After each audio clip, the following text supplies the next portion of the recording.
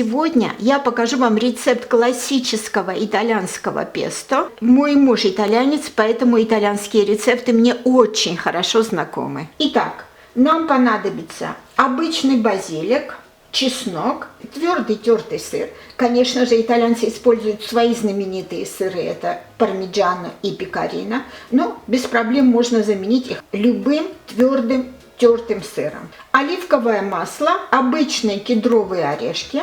Если нет кедровых орешек, можно заменить их на грецкие орехи. И маленькая щепоточка соли.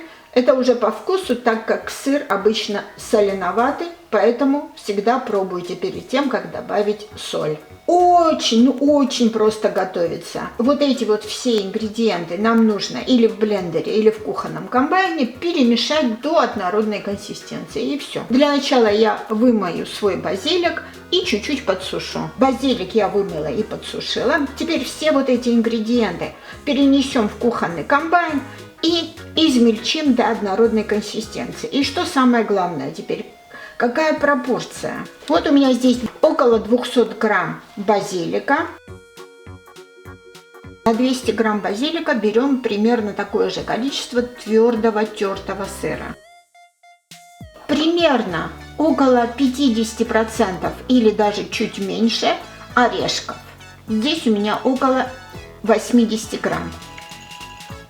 Чеснок по вашему вкусу. Я взяла 5 крупных долек чеснока, так как мы любим чеснок. Соль я добавлю чуть-чуть, потому что сыр соленый. В конце можно будет подправить солью. И теперь самое главное, сколько оливкового масла. Оливковое масло – это обязательный ингредиент песто. Примерно, чтобы рассчитать, берете столько же оливкового масла, сколько у вас зелени. Или даже чуть больше, но не меньше ни в коем случае. Поэтому у меня здесь где-то 200 мл оливкового масла.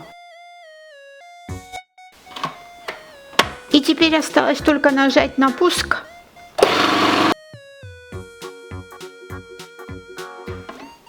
Вот и все. Всего лишь несколько минут, и итальянское песто готово. Теперь попробуйте. Если не хватает соли, добавьте по вашему вкусу.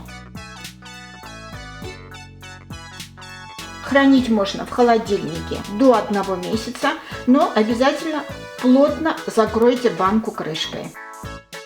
Для тех, кто не очень-то знаком еще с песто, хочу рассказать, как итальянцы используют песто. Отварить макароны, смешать с песто, и ваше блюдо готово. Отварить рис, смешать с песто, и ваше другое блюдо готово. Просто со свежим домашним хлебом. Это истинное наслаждение. Кстати, на нашем канале много очень вкусных рецептов приготовления хлеба. Обязательно посмотрите. Можно песто также есть с мясом, с рыбой, с овощами. Можно добавлять в супы. На этом все. Приятного вам аппетита. Спасибо вам за просмотры.